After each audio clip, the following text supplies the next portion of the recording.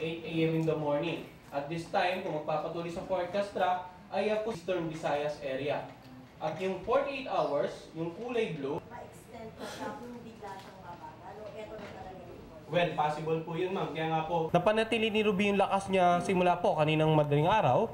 Ang maximum sustained winds, 215 kilometers per hour. Ang mapagbugso or yung gustiness, umabot naman po hanggang 250 kilometers per hour. Island, Romblon, lalawigan ng Capiz, Iloilo, Antique. Yung lawak ng bagyong si Ruby ay tinataya po natin nasa around 700 kilometers ang diameter.